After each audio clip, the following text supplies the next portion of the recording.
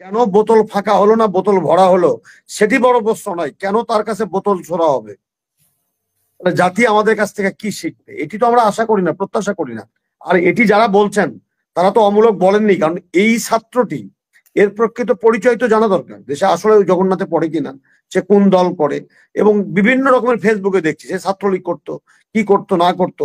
তার যে কোনো ব্যাড ইন্টেনশন নেই এটি এখনই তদন্ত না করে বলার তো কোনো সুযোগ নেই। বন্ধু রইস বললেন যে 300 কত কোটি টাকা বাজেট চেয়েছে, এই বাজেট নিয়ে তো ইউজিসির সাথে ওনাদের মিটিং হয়েছে, এবং সেই মিটিং এ একটা মিটিং এ ফলপ্রসূ না হলে আর একটা মিটিং হতে পারতো, আর একটা মিটিং না হলে আর একটা মিটিং হতে পারতো। কিন্তু এই দুঃখজনক ঘটনা পর্যন্ত আসা, এটি আমার কাছে খুব বেশি ভালো লাগেনি। অধ্যাপক ইউনূস স্যারকে লিফট বন্ধ করে মামুন ভাইদের কোর্টে উঠানো হইতো, নামানো হইতো, বেগম খালেদা জিয়াকে টুক করে নদীর মধ্যে চুবানোর কথা বলা হইতো, বরেণ্য মানুষদেরকে রাতের অন্ধকারে ধরে যে নাজেহাল করা হইতো, আয়না ঘরে রাখা হতো। আজকে এই বাংলাদেশে আমি কেন দেখবো আমার শিক্ষক লাঞ্ছিত হচ্ছে? আমি কেন দেখবো আমার ছাত্র বন্ধু লাঞ্ছিত হচ্ছে? আমি কেন দেখবো আমার একজন পুলিশ ভাই ইটের আঘাতে রক্তাক্ত হয়ে হাসপাতালে কাতরাচ্ছে? এটি দেখার জন্য তো এই 1500 জন সন্তান রক্ত দেয়নি। প্রথমেই একটু বলতে চাই একজন শিক্ষক হিসেবে যে আমার ছাত্ররা, আমার শিক্ষার্থীরা, আমার সহকর্মীরা, বিশেষ করে শিক্ষক সমিতির সভাপতি, তিনি সরাসরি আমার শিক্ষক professor doctor Mosharraf Hossain sir, যিনি আমাকে ক্লাসে পড়িয়েছেন, আমার শ্রেণী শিক্ষক। কালকে যখন তাকে বহুদিন পরে উত্তেজিত অবস্থায় দেখছিলাম আমার খারাপ লাগছিল। তিনি যখন বলছিলেন তিনি অ্যাসল্ট হয়েছেন, লাঞ্ছিত হয়েছেন, আমি কষ্ট পেয়েছি তার ছাত্র হিসেবে, একদম ক্লাসে পড়িয়েছেন। আর রইসুদ্দিন আমার বন্ধু, একসাথে আমরা ছিলাম লেখাপড়া সবকিছু মিলিয়ে। আমি আরেকটু সহনশীল হতে পারলে বোধহয় ভালো হতো, যে আমার ছাত্র বন্ধুদের প্রতি যে নির্বিচারে টিয়ার শেল দেখলাম, গরম পানি ছুটতে দেখলাম, শিক্ষকদেরকে লাঞ্ছিত করতে দেখলাম, সেটি নিঃসন্দেহে ভালো হতো। কারণ ছাত্রদের যে দাবিটা ছিল জগন্নাথ বিশ্ববিদ্যালয়ের, এটি অস্বীকার করার কোনো যৌক্তিকতা নেই যে একটি বিশ্ববিদ্যালয় 2005 থেকে 2024 এই দীর্ঘ সময়ে, 25 দীর্ঘ সময়ে একটা আবাসিক হল নির্মাণ করা যায়নি।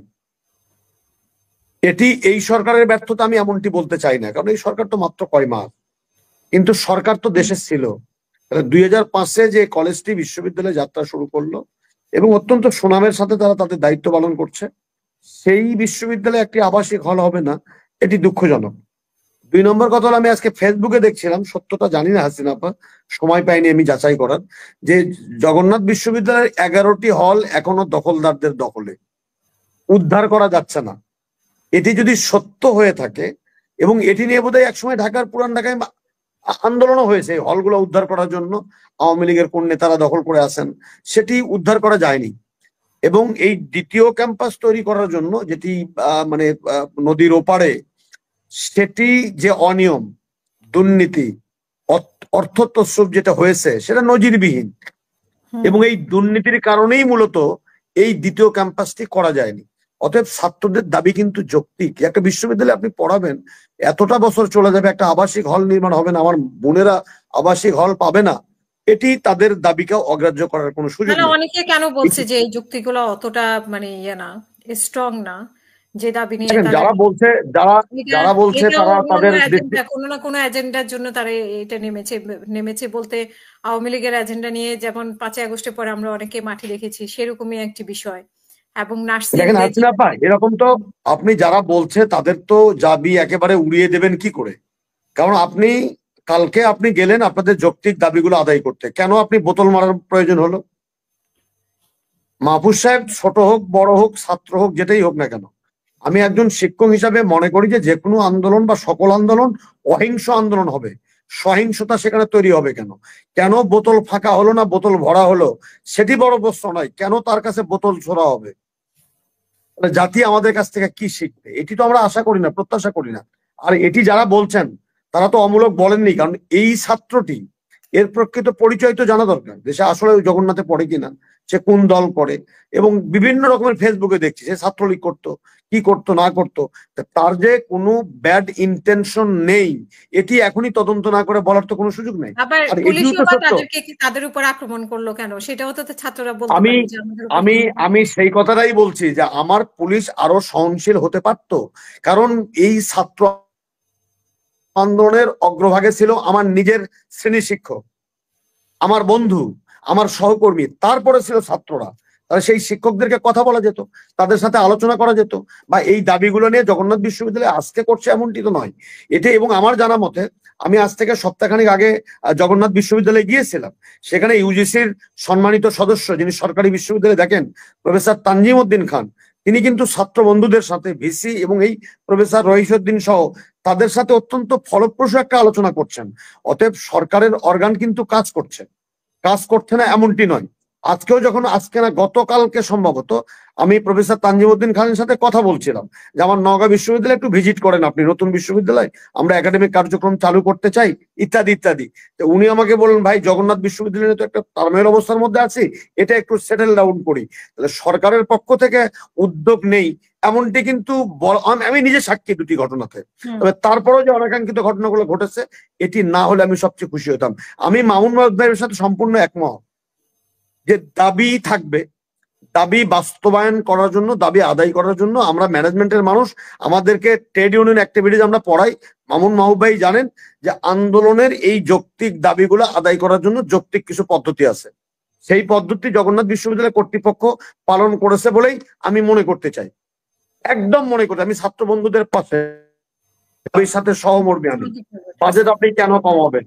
কারণ ইউনেস্কো বলছে যে যদি একটি মানসম্মত শিক্ষা যদি কোনো সমাজ যদি রাষ্ট্র যদি দিতে চায় তাহলে তার বাজেটের জিডিপির 6 আমরা 2-এর ঘর 3-এর ঘর 4-এর ঘর আমরা অতিক্রম করতে পারিনি এখন পর্যন্ত। তাহলে আপনি শিক্ষা জাতির মেরুদণ্ড, সেই শিক্ষা খাতে বাজেট আপনি কমাবেন, বাজেট কমিয়ে আপনি অন্যান্য অনুৎপাদন বা অপ্রয়োজনীয় খাতে আপনি বাজেট বরাদ্দ বাড়িয়ে দেবেন, দিচ্ছে কিনা আমি জানি না, সেটি কিন্তু দুঃখজনক এবং কষ্টকর। জগন্নাথ বিশ্ববিদ্যালয়, আমার বন্ধু রহিস বললেন যে 300 কত কোটি টাকা বাজেট চেয়েছে। এই বাজেট নিয়ে তো ইউজিসির সাথে ওনাদের মিটিং হয়েছে, এবং সেই মিটিং এ একটা মিটিং এ ফলপ্রসূ না হলে আরেকটা মিটিং হতে পারতো, আরেকটা মিটিং না হলে আরেকটা মিটিং হতে পারতো। কিন্তু এই দুঃখজনক ঘটনা পর্যন্ত আসা, এটি আমার কাছে খুব বেশি ভালো লাগেনি। আমি কাউকে দোষারোপ করছি না, একজন শিক্ষক হিসাবে আমার ভালো লাগেনি। কতদিন, গত 18টি বছর হেলমেট বাহিনী দেখেছি, ছাত্র বন্ধুদেরকে মারতে দেখেছি, পুলিশের অ্যাকশন দেখেছি। এখনো এই 24 জুলাই চেতনার পরে যে নতুন পরিবর্তিত বাংলাদেশ এবং নতুন বন্দোবস্তের বাংলাদেশের জন্য যে লড়াইটি এখনো চলছে, সেই বাংলাদেশে যখন আমার ছাত্ররা টিয়ার সেলের আঘাতে ক্ষতবিক্ষত হয়, আমার আইন শৃঙ্খলা বাহিনীর সদস্যরা ছাত্রদের ইটের আঘাতে রক্তাক্ত হয়, সেটি আমাকে খুব সুখকর কোনো অনুভূতি দেয় না। আমার শিক্ষককে যখন আমি উত্তেজিত অবস্থায় দেখি, লাঞ্ছিত হয়ে, তখন আমাকে ভালো কিছু দেয় না। গত 15 বছর একটি অশ্রদ্ধার বাংলাদেশ তৈরি করা হয়েছিল। অধ্যাপক ইউনূস স্যারকে লিফট বন্ধ করে মামুন ভাইদের কোর্টে উঠানো হইতো, নামানো হইতো। বেগম খালেদা জিয়াকে টুক করে নদীর মধ্যে চুবানোর কথা বলা হইতো। বরেণ্য মানুষদেরকে রাতের অন্ধকারে ধরে নিয়ে যে নাজেহাল করা হইতো, আয়না ঘরে রাখা হতো। আজকে এই বাংলাদেশে আমি কেন দেখবো আমার শিক্ষক লাঞ্ছিত হচ্ছে? আমি কেন দেখবো আমার ছাত্র বন্ধু লাঞ্ছিত হচ্ছে? আমি কেন দেখবো আমার একজন পুলিশ ভাই ইটের আঘাতে রক্তাক্ত হয়ে হাসপাতালে কাতরাচ্ছে? এটি দেখার জন্য তো এই 1500 জন সন্তান রক্ত দেয়নি। পরিত্রাণটা তোমাকে বের করো, পথটা তো। আর মামুন ভাইয়ের সাথে আমি সম্পূর্ণ একমত যে কেন আমার আন্দোলন দাবি আছে, আমাকে এই প্রধান উপদেষ্টার বাড়ি ঘেরাও করে, সেটা এনসিপি করুক বা আওয়ামী লীগ, আজকে যে কথাগুলো আসছে এটা তো অস্বীকার করার কোনো উপায় নেই। আমি করবো কি করে বলেন আগে আমাকে? যে আপনি যখন এনসিপি যখন মিছিল করবে, আপনি ঠান্ডা বরফ পানি দেবেন গরম থেকে পরিত্রাণ পাওয়ার জন্য, আবার আপনি যখন জগন্নাথ বিশ্ববিদ্যালয়ের ছাত্ররা যাবে তখন গরম পানি দেবেন। কেউ যদি কথা বলে হাসিনা আপা, আপনি কি তার মুখ বন্ধ করতে পারবেন? কথা তো সত্য, কথা কিন্তু সত্য। দেখেছি, কিন্তু আমরা এরকম তো দেখতে চাই না। বৈষম্য মুক্ত বাংলাদেশের জন্য তো লড়াই করেছি আমরা, বৈষম্য তৈরি করার জন্য তো নয়। তারপরে দেখেন আজকে জগন্নাথ বিশ্ববিদ্যালয় যে বৈষম্যের কথাটা বলছে যে শিক্ষা বাজেট নিয়ে, সেটা যদি সত্যি আমি হয়ে থাকে, তাহলে এটা তো আলোচনার মধ্য দিয়ে ঢাকা বিশ্ববিদ্যালয়ের সাথে জগন্নাথ বিশ্ববিদ্যালয় আমি তুলনা করতে চাচ্ছি না।